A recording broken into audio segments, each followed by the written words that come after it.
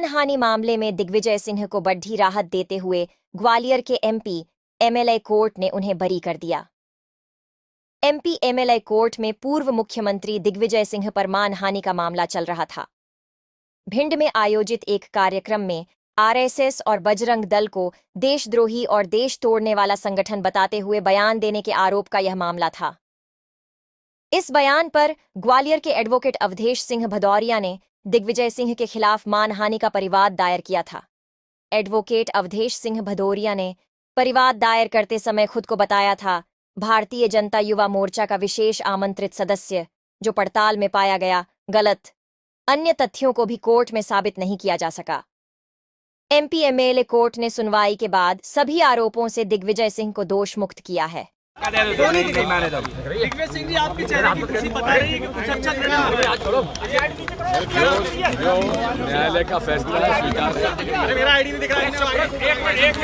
क्या हुआ है, क्या केस में क्या फैसला दिया है? मैडम मोबाइल पीछे करो मैडम। मुझे तो इतना मालूम है कि मुझे दोष मुक्त किया है, बाकी विस्तार से फैसला वकील साहब बताएंगे आप।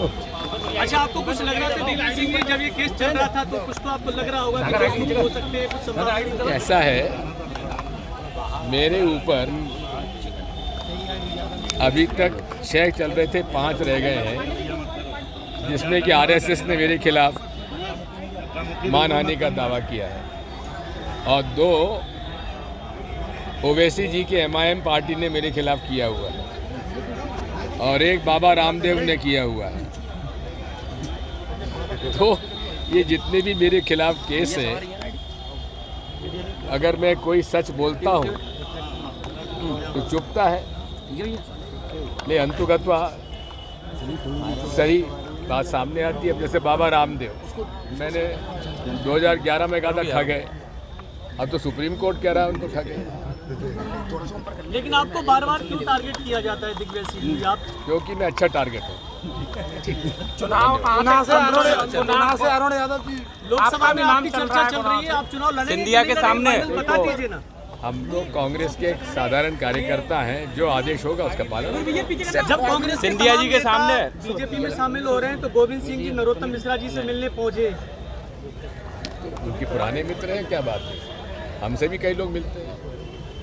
आज नरोत्तम मिश्रा के रिसोर्ट पे लड़के के पूर्व गृह मंत्री नरोत्तम मिश्रा के रिसोर्ट पर जीएसटी ने छापा मारा है। क्या कहेंगे ऐसे अब उनके हारने के बाद जो छापे पड़ रहे हैं जीएसटी का? नरोत्तम मिश्रा के यहाँ छापा पड़ा और 1.5 करोड़ मिले, ये तो बड़ी तौहीन की बात है। सर लिस्ट कब तक आ जाएगी? सैकड़ों करोड़ मिलने चाहिए थे। लिस्ट कब तक जारी होगी? लिस्ट कब तक जारी? मुझे नहीं मालूम। अच्छा, मैं जानना चाह रहा हूँ कि कांग्रेस धीरे धीरे अपने टिकट पर मंथन करके जारी कर रही है। एक बार में 29 टिकट घोषित नहीं कर पा रही पार्टी।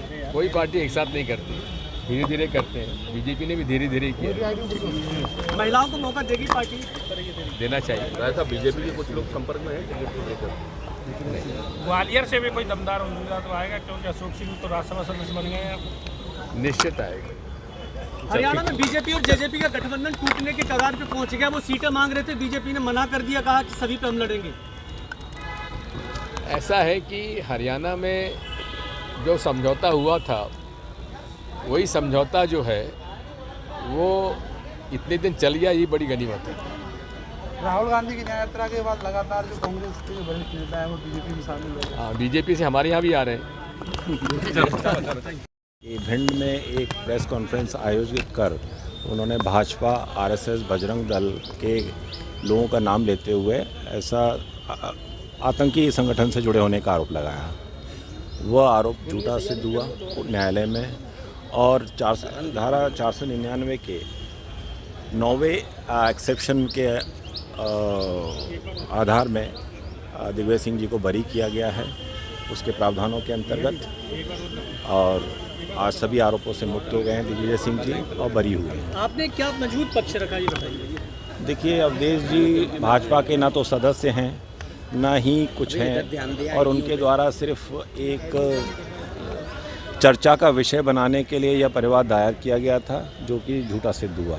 आपने भी पहले पक्ष रखा था कि आरएसएस कोई रजिस्टर्ड संस्था नहीं है। जी, इनके द्वारा कोई भी ऐसा सर्टिफिकेट न्यायालय में प्रस्तुत नहीं किया गया कि या तो ये आरएसएस की संस्था से संबंधित रजिस्ट्रेशन प्रस्तुत करें या खुद के भाजपा से संबंधित सदस्य का कोई भी एक रसीद या सर्टिफिकेट प्रस्तुत करें, ये ना तो भाजपा के, ना आरएसएस के, ना बजरंग दल के किसी के भी सदस्य हैं। आज आपने डिसीजन आने से पहले क्या मजबूत पक्ष रखा, कुछ 2-3 पॉइंट? आज नहीं था, मैं अपनी बहस कर चुका था 28 तारीख को ही, आज सिर्फ आदेश के लिए था। कोर्ट ने क्या मतलब शब्दशः क्या कहा?